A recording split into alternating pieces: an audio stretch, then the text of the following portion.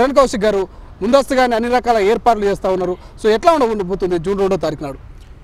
June 2వ తారీఖు నాడు తెలంగాణ రాష్ట్రం ఏర్పడి 10 సంవత్సరాలు అవుతా ఉంది కాబట్టి తెలంగాణ రాష్ట్రంలో ఈ 10 సంవత్సరాల కాలంలో తెలంగాణ ఉద్యమకారులు కావచ్చు, అమరుల కుటుంబాలు ఇప్పటివరకు తెలంగాణ ఆవిర్భావ దినోత్సవాలకు ఏనాడు కేసీఆర్ గారు పిలిచిన పాపాన పోలే కాబట్టి తెలంగాణ రాష్ట్రం ఆనాడు సబ్బండ వర్గాలు తెలంగాణ రాష్ట్రం కోసం కొట్లాడారు కాబట్టి అన్ని వర్గాలు, అది విద్యార్థి నాయకులు కావచ్చు, అదేవిధంగా అమరులైన కుటుంబాలు కావచ్చు, ప్రజా సంఘాలు కావచ్చు, అదేవిధంగా పార్టీలన్నీ కూడా ఆ రోజు పిలవాలని చెప్పేసి ప్రభుత్వం భావించింది కాబట్టి జూన్ 2వ తారీఖు నాడు అన్ని వర్గాల ప్రజలు తెలంగాణ రాష్ట్రంలో ఉన్నటువంటి కవులు కళాకారులతో పాటు తెలంగాణ ఉద్యమకారులంతా కూడా ఈ ప్రోగ్రాం రాబోతూ ఉన్నారు. ఇంకా ఆ లోగో విషయంలో కావచ్చు, ఆ సాంగ్ విషయంలో కావచ్చు, అంటే ఆ రాష్ట్ర గేమ్కి సంబంధించినటువంటి విషయాల్లో కొంత వివాదం నడుస్తున్నది. అటు కేటీఆర్ చార్మినార్ వద్ద కూర్చున్నాడు, చార్మినార్ లోగో నుంచి తీసేస్తున్నట్టు, ఇంకొంతమంది కాకతీయ ఏదైతే కళాతోరణం వరంగల్కి సంబంధించి అక్కడ కూర్చున్నారు కొంతమంది. సో ఇక్కడ గ్రౌండ్లో చూస్తేనేమో మనకు అక్కడ కాకతీయ కళాతోరణం కనిపిస్తున్నది. అంటే ప్రతిపక్షాల యొక్క ఆ విమర్శలు, ఆ ఆరోపణలు ఎట్లా చూడొచ్చు? అంటే ఇప్పుడు లోగో విషయంలో ప్రభుత్వం ఎలాంటి నిర్ణయం తీసుకోలేదు. ఎందుకంటే తెలంగాణ రాష్ట్రంలో అస్తిత్వం ఉండాలని చెప్పి ప్రభుత్వం భావించింది కాబట్టి కాంగ్రెస్ ప్రభుత్వం నీళ్లు, నిధులు, నియామకాలు, అస్తిత్వం, ప్రజాస్వామ్యం ఉండాలని చెప్పి కాంగ్రెస్ పార్టీ కోరుకుంది కాబట్టి ప్రజాస్వామ్యం అంటే ఇందిరా పార్క్ దగ్గర ధర్నాలు నిర్వహించిన కార్యక్రమం కావచ్చు, మీడియా మీద ఎలాంటి ఆంక్షలు లేవు, తెలంగాణ రాష్ట్ర ప్రజా సంఘాలన్నీ కూడా పనిచేస్తూ ఉన్నాయి. అస్తిత్వం అంటే తెలంగాణ గీతం ఉండాలని చెప్పి కాంగ్రెస్ ప్రభుత్వం భావించింది. దానిలో బాగా అందశ్రీ గీతాన్ని తెలంగాణ గీతంగా ప్రకటించుకున్నాం. టీఎస్ ప్లేస్లో టీజీ వచ్చింది. గద్దర్ గారి జయంతిని, వర్ధంతిని అధికారికంగా నిర్వహిస్తా ఉన్నాం, వారి పేరు మీద అవార్డులు ఇస్తా ఉన్నాం.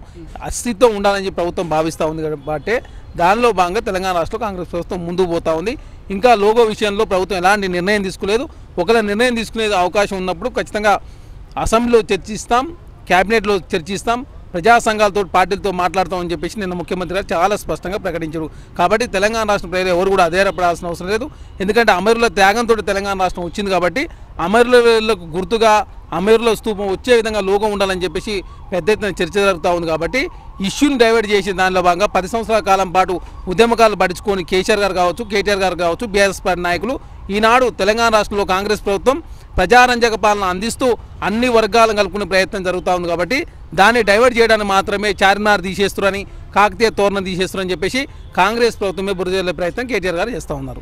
అంటే దాంతోపాటుగా ఇటు కేటీఆర్ కావచ్చు, ఇతర నాయకులంతా కూడా కేవలం ఆరోపణలే చేసిరొచ్చు అనుకోవచ్చా? లేకపోతే ఎందుకంటే పూర్తి స్థాయిలో ప్రభుత్వంలో రేవంత్ రెడ్డి గారు కావచ్చు, ఇతర మంత్రులు కూడా ఎక్కడ ఇది తొలగిస్తున్నామని ఎక్కడ స్టేట్మెంట్ అయితే కనబడలేదు. కానీ ముందస్తుగానే కేటీఆర్ గారు కావచ్చు, ఇతర నాయకులంతా కూడా నిరసన వ్యక్తం చేశారు.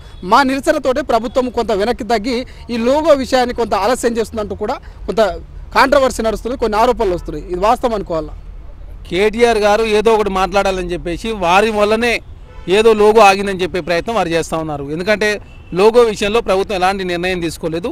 కాంగ్రెస్ ప్రభుత్వం త్యాగాల సైడ్ నిలబడతాం. ఎందుకంటే అమరుల వల్ల, త్యాగం వల్ల తెలంగాణ రాష్ట్రం వచ్చింది కాబట్టి వాళ్ళేమో భోగాల వైపు నిలబడే ప్రయత్నం కేటీఆర్ గారు, కల్వకుంట్ల కుటుంబం చేస్తూ ఉంది. కాబట్టి త్యాగాల వైపు కాంగ్రెస్ ప్రభుత్వం నిలబడతా ఉన్నప్పుడు తెలంగాణ రాష్ట్రంలో ఇంకా లోగో విషయంలో ఇంకా పెద్ద ఎత్తున డిస్కషన్ జరగాల్సిన అవసరం ఉంది. 10 జిల్లాల తెలంగాణ 33 జిల్లాలుగా మారింది. తెలంగాణ అంటేనే సంస్కృతం కావచ్చు, అదే పాటలు కావచ్చు, తెలంగాణ అంటే త్యాగాలు కావచ్చు, తెలంగాణ అంటే బలిదానాలు కావచ్చు, అన్ని విషయాలు కవర్ అయ్యే విధంగా లోగో ఉండాలని చెప్పి ప్రభుత్వం భావించింది.